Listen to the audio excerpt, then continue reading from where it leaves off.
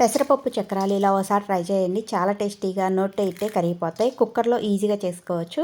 కుక్కర్లోకి 1 cup పెసరపప్పుని తీసుకొని శుభ్రంగా కడిగిన తర్వాత 3 కప్పుల వాటర్ పోసుకొని 3 విజిల్స్ వచ్చేంత వరకు ఇలా మెత్తగా ఉడికించుకొని ఈ పప్పునంతా కూడా పూర్తిగా చల్లారనివ్వాలి.